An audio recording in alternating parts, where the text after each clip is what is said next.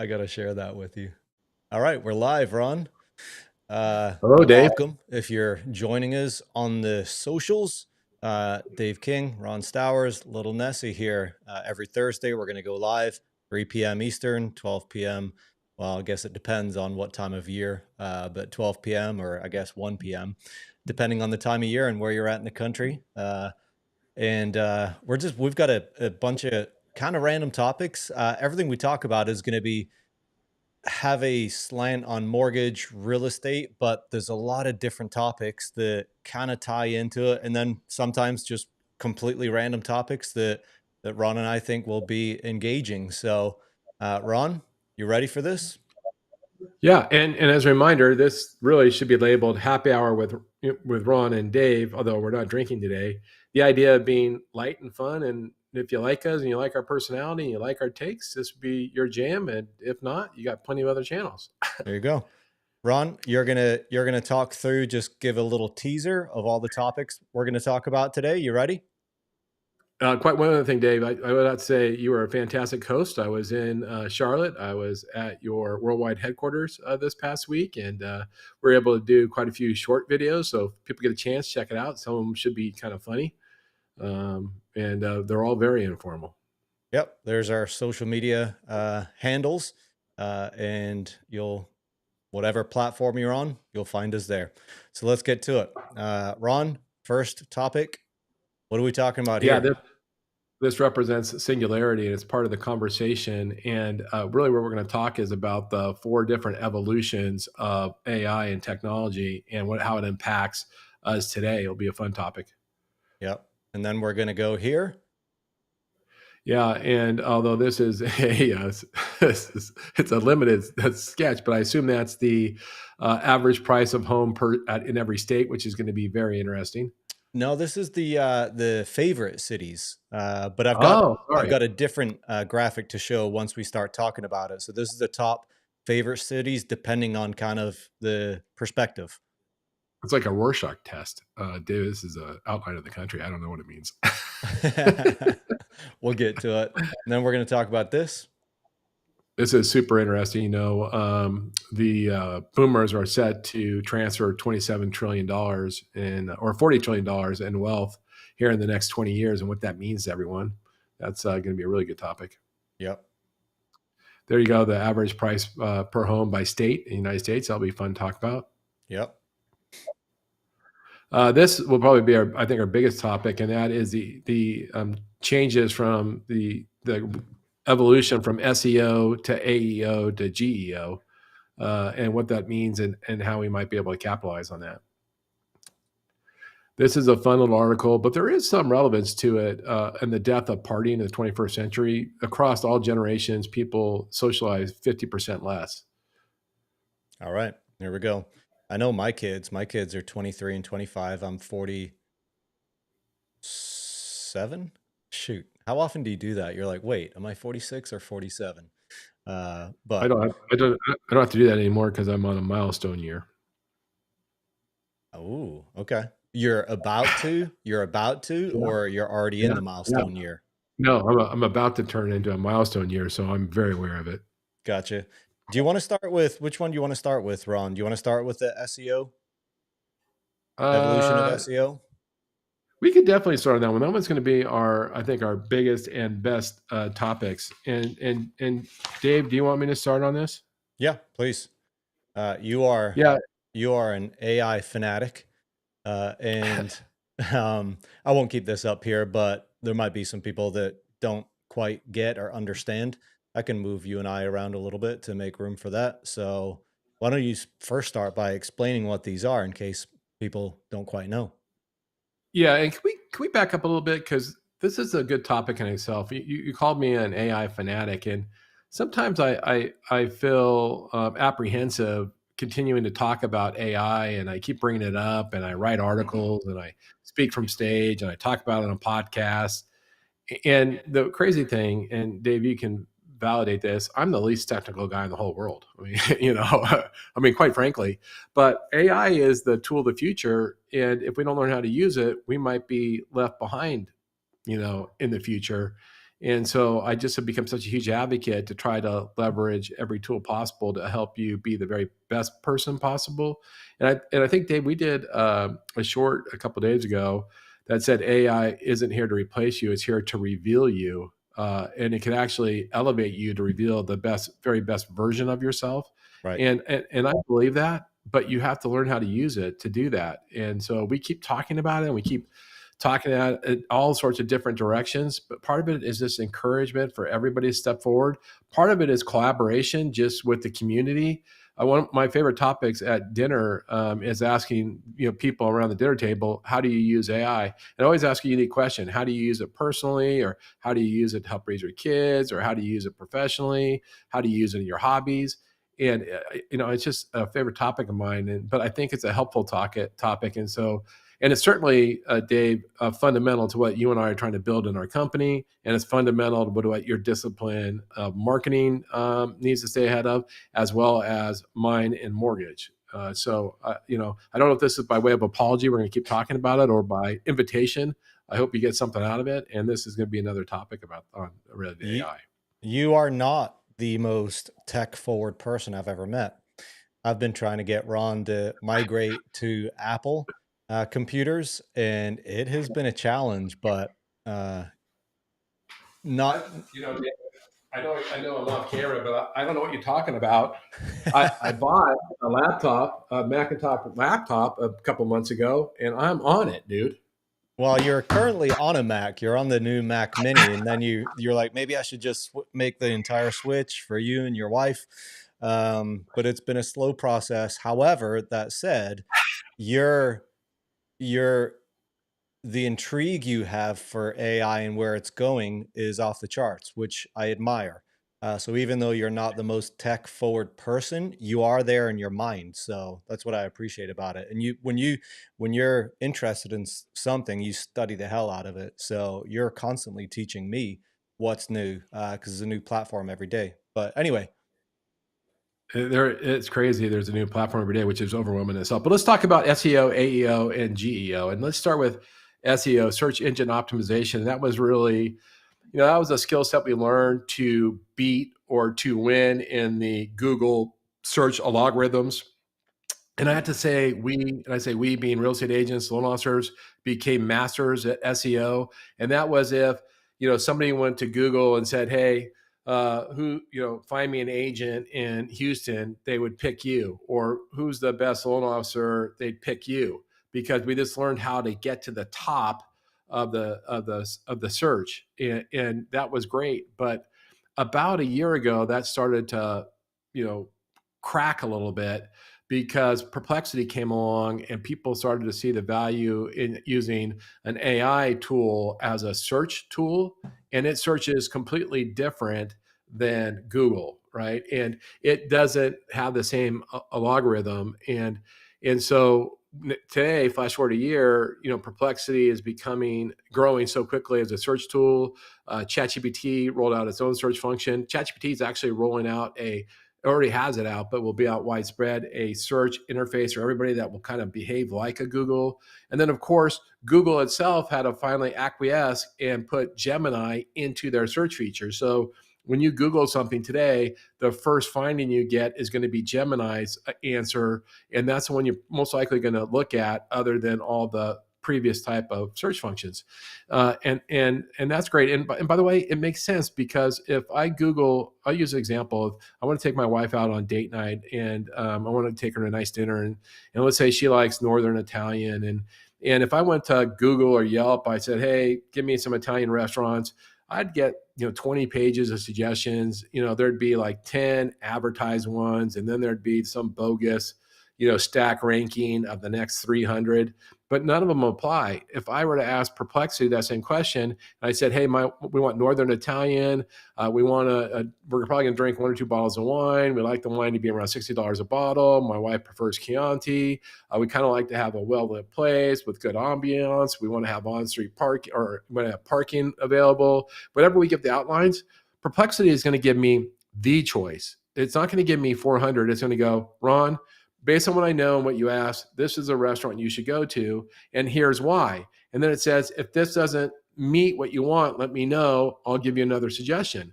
But I love using it as search. And so as other consumers like me are loving using their AI tool to do search.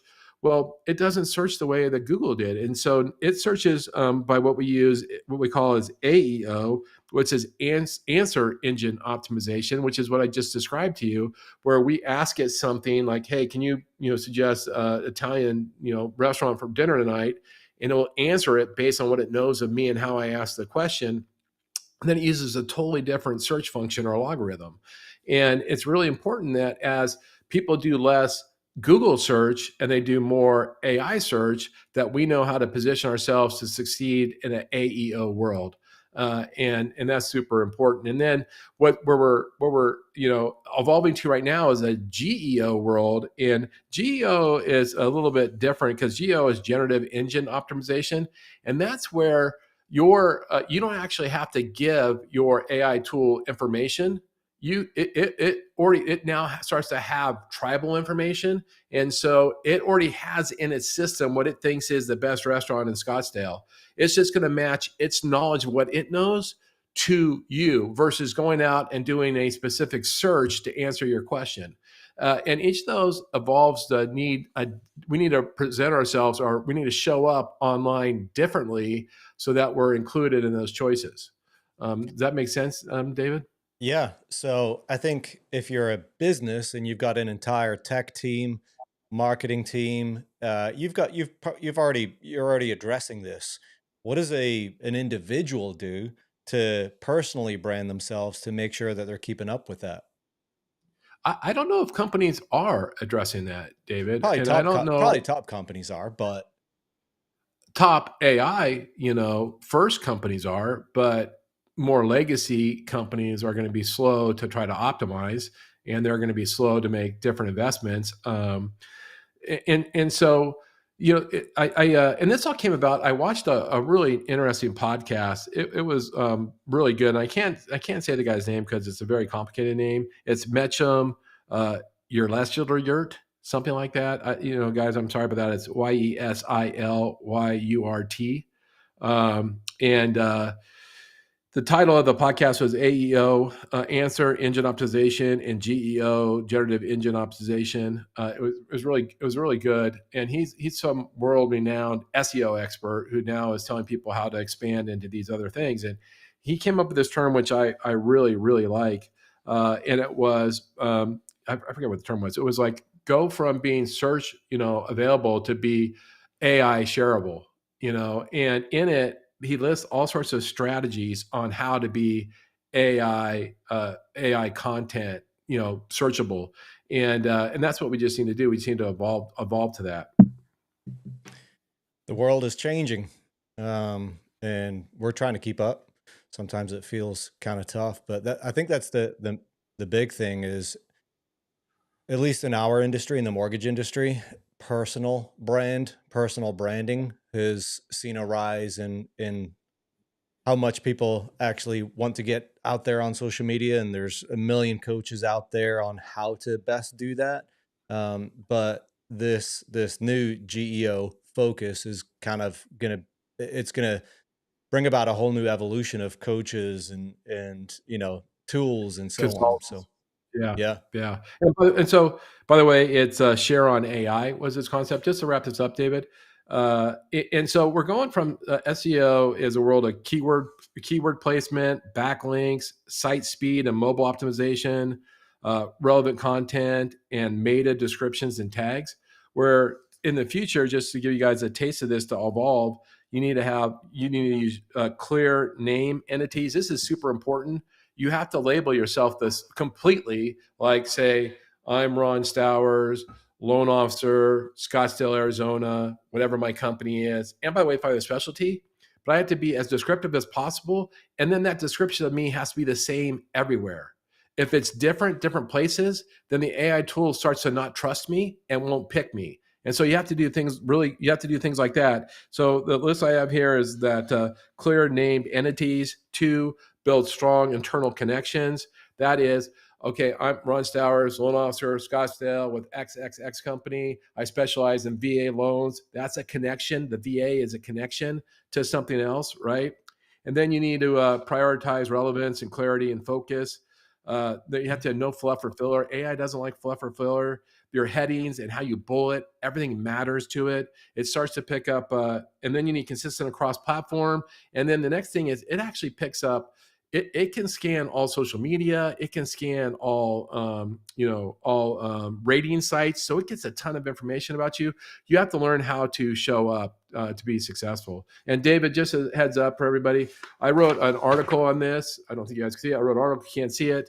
I'm posting it. It's scheduled to go on LinkedIn on Sunday. It's done now. If you want a little quick 4-page overview how to participate in this AEO, GEO world, just ping us and we're happy to send you the article. And there you go, David. Yeah. Ping us, either Ron or I or Little Nessie, on any of our channels. Let's move on to the next one, Ron. Yeah. How do you feel about So this one? I love this. So, guys, and this is, and I'm just going to get just down to it. The boomers have to transfer about $40 trillion in wealth in the next 2 decades, and it's roughly 15 trillion the next 10 years and 25 trillion the following years. And what that really, part of that is they're going to, at the same time, some 55 million boomer households are going to expire. I guess, to say it the most polite way. And the question is, as loan officers and real estate agents, how are we staying in front of that opportunity? And it's such a massive opportunity. But if you're going to ask me what market I would tap into right now, I would do generational wealth transfer, seminars in every city where I'm educating, the boomers on how to effectively transfer wealth through real estate. I would bring up concepts from Die with Zero, which talks about when's the optimal time to transfer wealth. Today in America, the average inheritance happens at age 61. That's way too late. Most people by that time are already fully established. If the boomer, let's say in this case, if they would have passed that inheritance when their children were 30, it could have made the difference of them being able to own a home. They could have started having the compound return of that home ownership, which would give exponential results to that inheritance. That's a great book to look at. I would teach the principles of Die with Zero. I would talk about the tax advantages of how you can set up generational wealth transfers through real estate. I would definitely talk, because one of the things that boomers are afraid of is that they just pass their money on to their children, then children will waste it. You go put it into trust that you can control. I would do all those things while educating them. The sooner you get to it, the more impact it has. And the sooner you get to it, the more you can control all these other variables. And there's just such a huge market here. The sooner you get to that market, get in front of that market, become an expert in that market, tap into it, you can really have a change in your business. And you can also serve a big swath of homeowners. So correct me if I'm wrong. Make sure I'm reading this right. Boomers are getting ready to pass on 4 trillion, right? And then I think it's Gen 40. X will. I think it's 40. I think it's 40 trillion. This map says 4 trillion. Yeah, the way it's saying, um, it's baby boomers are only going to inherit 4 trillion. Baby boomers are going to inherit Yeah, 4. from their parent.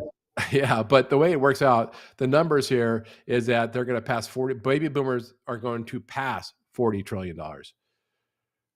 I know it's Okay. confusing. Yeah. And by the way, I did a social media post on this on LinkedIn. You can go to my social media post. I reference a couple articles. I have a few charts like this. So if you're interested, I also give a little bit of a roadmap of, just like I just spoke to, about how to capitalize on the opportunity. Yeah. Why is there such a drastic difference? So you're saying the 4 trillion is wrong. That should be 40 trillion? No, if you read it, it said estimated wealth to be inherited through 4045 by generation. Why is there such a drastic difference between boomers and then Gen X? Because boomers can only inherit it from whatever their generation is above them. There's not a Sure. whole lot of live people above them. So they only have about 4 trillion. Oh, okay. But the next generation is going to inherit 30 million. The next generation is going to inherit 27. So you see how that makes sense through the Yep. 2025. And Yep. then the G generation, that's actually the grandchildren of the boomers. But there's a generation ahead of the boomers that are still, alive, that will pass some wealth. That's why you're seeing it that way. Gotcha. Gotcha. Well, um, kind of, let me just move things around here real quick so we can see these. So, kind of talking about generations. This one is also talking about generations. Zoom out a little bit. What's this one about? Yeah, this is, it's interesting because people focus on the headline news about this, but let's just call it, the death of partying, and people are not partying enough. But you need to replace the word partying with socializing. And in this article, Whoops. can you go back to that? Yeah, I just In the turned it off by article, accident.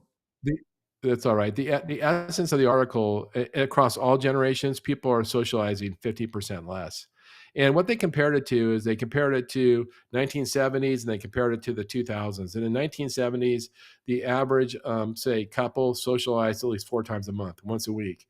Today, that number is like once a quarter. It's like totally, non-existent. And it's worse if you're a Gen Z, if you're a Gen Zer or a millennial. If you're a millennial, it's 79% less than previous generations. Men also, it's like in the 70s less. And there's a whole bunch of reasons for it. It's really interesting. One of the reasons is that back, in the 70s, and then even, especially in the 70s, women were in charge of the calendar and in charge of our socializing calendar because they were stay-at-home moms. When they entered the workforce in mass, which now they're 84% workforce participation rate, they no longer had time to manage the calendar, and the husbands didn't pick up the slack, so it didn't happen. The other thing that's happened is that really interesting.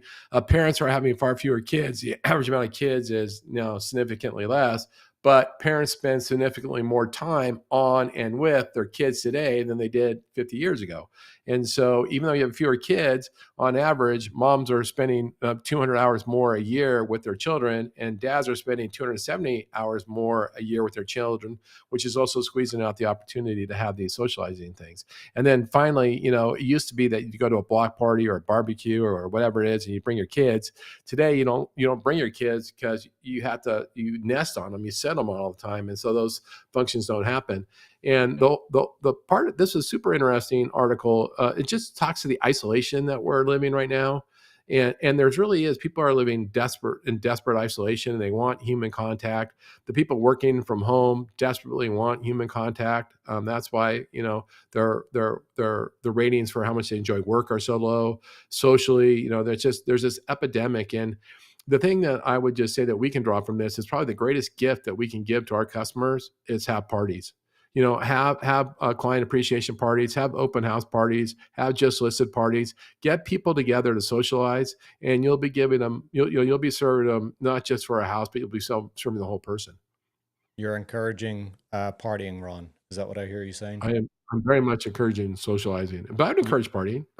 Even though I'm drinking coffee today, I would. I'm I sorry we got weren't able to.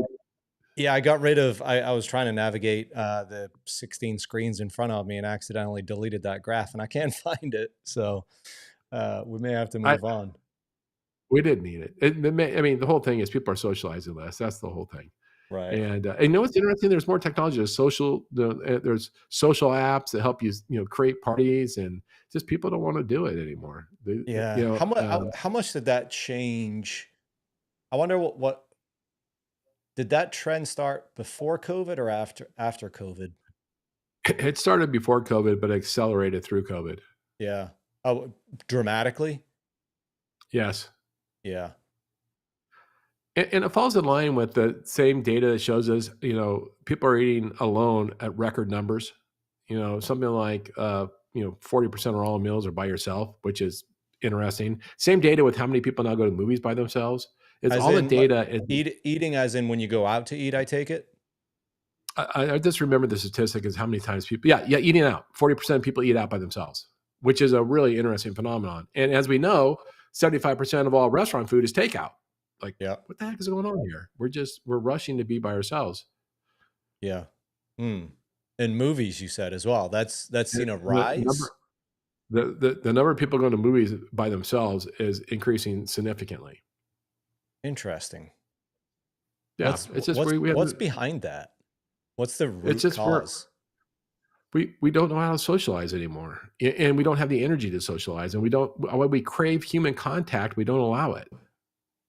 Is that because how much parallel is there to social media and people feel like they're already just tapped out on social interaction on social media when it's not real? I mean, I'm not.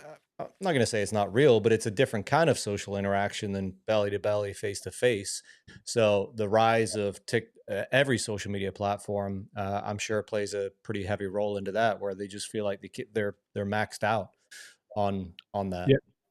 Yeah, the article called that out. The actual article used quite a few technical terms on what's happened with social media, and part of it, I don't remember the terms off the top of my head, but it was like, they have a term called, faux social or fake social. Like, you have the feeling like you've actually hung out with somebody, or you have the feeling you're good friends with somebody that you've never met, Hmm. and they had all these terms and data for it, but that was definitely a big part of it. Yeah. Okay. Let's go to this one. By the way, it's kind of in that same phenomenon where people are desperate by themselves as, kids today, they watch more porn, they talk about sex more, and no generation has less sex than kids today. It's like such a weird thing, right? But it's the same phenomenon of people being desperately isolated and alone, yet they don't want to socialize. Hmm. You shouldn't say that. Where this video is going to be blocked on social media now, Ron, because you said that S word. Really? It actually, yeah. So I've seen a trend of people uh, using the word. Not going to use it because it does have influence on getting flagged on social media. Like people will say, this person was crazy and they just wanted to unalive me. You can figure out what I'm saying Oh, yeah. Yeah. without Yeah. using Yeah. the word. So people that I've seen a trend in people using that word unalive for the other word. I don't want to say it.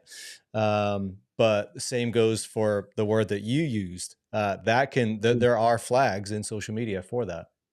Well, that'd be great having it banned on social media, my third post. But, Dave, that brings up another thing that they talked about in the article is the increase in abstinence from alcohol is also contributing to less socializing, and, Yeah. by the way, less sex. And so the author, tongue in cheek, said we probably need to start drinking more to help fix society, and I was all for it. I'm like, You just said the word again. We're gonna get a double gosh, darn it. ban. Oh my What You're other gonna word you- could you use? Let's not you're let's you're not gonna go you're there. gonna see my photo at the post office next time you go. All right, here we go. Next one. This should be a safe topic. Yeah, I think so. So, no surprise here. Can you believe it? The average price of a home, I can believe it, in California is 825,000, most expensive Average. in the United States, average. And what's interesting though, historically, which I don't see on this graph here, Hawaii has been the most expensive. And Yeah. does it have it for Hawaii down the bottom? Yeah, it Can you does. see? Can you It's Oh, 760. 760. So that's unique because Hawaii historically leads that. It's not surprising the most affordable is Alabama. Yeah. What's interesting though about Alabama is why is Alabama so low compared to Georgia? I mean, Georgia is a much more modern state, but they're identical in resources and weather. Well, you, you've you got know, Atlanta, the Atlanta area in Georgia, which all those surrounding cities and areas probably boost that average up quite a bit. But there's no reason why you couldn't have major metros in Alabama other than people don't wanna live there. I Right. mean, they have all the bases. But I thought this is super interesting, and this is a good thing, if I was a realtor or a loan officer and I knew my clients were looking to sell or buy and move out of state, this would be a really fun, little infographic to share with them, and I'd add it to my newsletter or even my home buying seminars in case you're curious, looking for affordability. Now, there's other charts which, I've spoke to on social media in that you can take the average price of a home and then you can take the total cost of living and you can also then factor in the average wages to get the most affordable places to live in the United States. And those are the ones you want to try to coach your clients on that are trying to get into the American dream, but can't, if you live in California and you're making minimum wage, you're not going to be able to buy a home. But if you were able to move out of state to one of the other places like Indiana or Louisiana, wherever it happens to be, you might be able to get in, start building some equity, and then start to buy back in the place you wanted to buy. Yeah. I'm liking my status in South Carolina. The previous state I lived in prior to South Carolina was California. And just it's mind blowing to me the the vast difference between California and the majority of the states is just mind blowing. Oh, I agree. And, because I annoyed you with this, one of my favorite things when I'm driving around the country, whoever's driving me around always asks, "How much is that house? How much is that house? How Yeah. much is that house?" You Go to know, Zillow and uh, use the little pin. You'll find that out pretty quickly. who are you, Dave Savage? That's what he does when we walk around. He pins them all the time. He comes, he's Mr. Data guy. He's like, I "Oh, do that's this. I 14." do We're the in the same thing. It's just I'm yeah, curious, you know. yeah, yeah. I'll have to Uh, learn how to do that. Use that technology, Dave. right, but we've got this is our last one, unless we've got a couple of just kind of random fire ones. This is kind of a little bit similar to the other topic, but let's talk about this one. This is such a fun article. So this article, it lists America's favorite cities, and what's really interesting, they did this extensive survey, and then they came up with the results. And so first, there's the top line results. What's America's favorite cities based on a net score? And if you scroll down, Dave, if you want to show, you can see the top cities. And number one was Nashville. Nope. You talk. Uh, Let me scroll a little bit more. Yeah, Yeah, here we go. number 1 is, Nashville, which is totally understandable, 2nd year in a row. Number 2 is Colorado Springs, which is unbelievably beautiful. 3 was Denver, 4 was San Diego, and, 5 was Virginia Beach. Any surprises to you, Dave, on that list? Virginia Beach. I lived there for, well, technically I lived in Norfolk, but right on the border of Virginia Beach. Worked in Virginia Beach. And that was pretty surprising to me. Obviously, a beach town, vacation town ish, but that was very surprising to me. I live in right on the border of Charlotte. I was not that made which list did Charlotte make? It was top five. We're gonna get to it in a minute. Yeah, we're gonna get Okay. to it in a minute. Virginia Beach. Yeah. What about you? Um, Virginia Beach a little bit, maybe even Denver a little bit. I get it's in the Rockies, but you know, I probably wouldn't be in my top 5. But I definitely understand Nashville, Colorado Springs, San Diego for sure. But here's what's interesting: the ones we're looking at right now, Dave, that's from all respondents, and it's labeled favorable view. And here's what Right. that means: it's what your impression is of that area, but you may never have ever visited it. So it just could be completely uninformed. So then they reduced the survey down to, well, okay, now you can only your favorability rating can only be for cities you've actually visited and spent time in, and the list really changes. It changes a little bit, but I think it's a much more interesting list. No, Is that's Republicans. okay. Was it above the top one? I think it's actually yeah. So this is the most favorable. Let's see. Uh, I don't know if that one's it either, David. I Okay. think is it hold on, is it Raleigh 70%? That is it. Yeah. So it is it. So this one right here, this only counts if you actually went there, right? And so if you actually spent time in that city, Raleigh is number one for people who've actually visited the city they're commenting on, but by far 73. And then Colorado Springs, and then surprisingly, San Antonio, Virginia Beach still hangs in there, and then Charlotte, your hometown, and then Nashville, Tucson, San Diego. But this is so if you had actually visited the city, what was your favorite city, and what city would you live in? And this is, I thought, really interesting, but more interesting. Okay, I'll let you comment before I go. More interesting than that. Any comments on that? Your city made it in there. It did, but what's a little bit surprising to me is to see how much San Diego drops down. What are your thoughts there? Because you're very familiar with San Diego. Yeah, I think it drops down because while San Diego is absolutely beautiful and has an average temperature of like 74 year round, it also has California government, California infrastructure, California blight. Things are super expensive there in California. There's not enough housing. There's all sorts of challenges, and that starts to what drives that down. So you really gave one of the prettiest areas in the whole world that could be unbelievable, and you've kind of let it deteriorate a little bit. Which why for people after they visit there, they're rated slightly lower. The people just have an impression of what it should be. Yeah, I've been to San Diego more times than I can count, and I was a little bit surprised. Fun city, beautiful city. It does. What's the homeless population like there in San Diego? Is that it's not as bad as LA, but is it pretty It bad? so let's say homeless challenges are number 1 in San Francisco, number 1 number 2 in LA. San Diego's distant down there, but it's very prevalent. I mean, you go downtown, you're gonna have massive homeless encampments, and it's gonna be questionably safe, it may or may not be enjoyable. Yeah. Which I know there's bigger issues in my enjoyment, but that's why it's lower on the list. But I like the inverted list. The funnest thing about this whole article is the inverted part of this list. And David, can you? I think if you scroll up, it might actually list it maybe in the actual.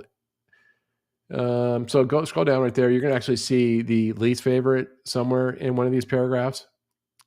If you want, right there. So if you can make that larger. So here's go back down Yep. to where you said where. So what they said, okay, for people who have actually visited these cities, what's the least favorable place? And it's super interesting because Bakersfield, by a pretty lengthy margin, was the least favorable place to live. And interestingly, not too far, right behind it was a sister city, Stockton, was the second least favorable place to live. Super interesting article. I don't know how Modesto didn't make it because that's the third leg of that trilogy there, but Modesto wasn't on the list. And of this, that you see Detroit and Oakland rounding out the top 5. But you know what you don't see here that was on the list? Memphis. Memphis was number 3 for some reason, unfavorable, and I don't understand because Memphis is a beautiful city. And I was talking about this on a video the other day, and I go, but of course, my experience in Memphis is that I stay at the Peabody Hotel, which is gorgeous. I walk across the street to eat at the Rendezvous, which is an unbelievable restaurant. I then go to Beale Street and hang out and listen to blues. And when I wake up hungover, I go to Graceland and do the Elvis Presley thing. And I go, what's wrong with Memphis? But apparently, if I actually live there, just like with San Diego, there must be some sort of issues. Yeah. Yeah. And you are a you love food, first of all, and so you I'm going somewhere. You love cuisine, I should say that. You are an artist when it comes to the kitchen. I've eaten many meals with you and you've cooked many meals for me and you're an artist when it comes to that. So you like fine dining, not over the top bougie. You just like really good food and it could be just a hole in the wall restaurant and you love it, but you have that love for food and other things, Ron. So you have a high taste for that kind of thing. Ron, you're very uh what's you know what? I'll just move on. Well, I don't know, say thank you or maybe thank you, Yeah, Dave. I don't I'm know. not sure. I think if I was if the shoe was on the opposite foot, I might take that as an insult, but it was not meant to be one. I don't naturally. I don't try to take things that way, David. But so this article, it had a bunch of other data, and if you're curious, places that Republicans like the most, places that Democrats like the most, uh, you know, uh, what places that urbanites like the most. It has plenty of data. Super interesting. I think that'd be a fun, tongue in cheek type of thing to do a newsletter on if you do regular newsletters or to post on social media. I know I had a lot of fun doing a video on it. I was cracking up when I was doing the video Yeah. because we all know. I know, I got plenty of friends in Bakersfield, and they probably agree. I got plenty of not plenty. I got a few friends in Stockton. They'd probably agree. Were there any on the political one that surprised you? No, the liberal cities are Democrats' favorite places to live, and the conservative places, often rural, were the Republicans' favorite places to live. I was surprised that Idaho. No, there wasn't an Idaho or Montana city on the Republicans' top 5. But all the others were very predictable. Yeah. Just looking through this list here. Tulsa, Oklahoma. Did you know I lived in Tulsa, Ron? I believe it. I've driven through Tulsa twice. Yeah. Um, I enjoyed it. It was right. It was when I went to college and a couple years out of college, but decided to move to Virginia Beach afterwards. So, uh, There you go. alrighty, that's all of the topics I have graphics for and all that kind of stuff. Any rapid fire, or are we going to call it? No, no, no rapid fire. You know why we're not going to do rapid fire is because we had a couple of live set or kind of living room sessions where we did about 20 topics, which I know you're posting as shorts, and so we'll let those stand as our rapid fire. Yeah, we've got a lot of stuff on AI where it's going, where we as a company, excuse me, are going with that. So yeah, check us out on social. And I talked about this last week. Got one more day. Not going to extend it for one more week this time, but ends tomorrow. I think at midnight. 15% off all of our loan officer swag, and 50% off your first month if you need help with social media. So check us out. Ron. Yeah. Hey. Yep. Yeah. So, David, I would say, this is our third, let's call it happy hour with Ron and Dave, our fourth one, happy hour with Ron and Dave. And, our intent is to provide some useful information, but also to be kind of entertaining and something you'd want to watch. Most likely, if you're watching this, you're a friend of ours or you're my mom. And if you are watching this, though, give us feedback. Tell us what you like. Tell us what you didn't like. Tell us what's working. Is it too long? Is it not long enough? Do we need to be quicker? Because we could use feedback. I mean, we really want feedback, and maybe someday more than my mom and your mom will watch it, and our wives, Dave, and it will help if people give us feedback along the way. So let us know. Yep. And soon I'm going to have someone to run the board instead of me. So hopefully I won't accidentally delete some graphics mid show. So, Yeah, yeah, and the whole thing. We'll get better. It's only our fourth time. Just think, yep. by the time we get to five, we'll be great. No, I'm kidding. Yep. I think I like it better when we're drinking, though. Honestly, Yeah. I had a Yeti here, but there's just water in here. Seriously. But yeah, yeah, it's kind of, and it's early for me and it's really early for you. that's all perspective, David. 5 o'clock But I somewhere. think and maybe it might. I don't. We can talk this out there, but it might also be a little fresher when we just didn't just tape, 4 hours of off the cuff stuff. True. True. True. Yeah. So, But if alrighty. you're watching, we appreciate it. Thanks for watching. We'll see you next week. Thank you.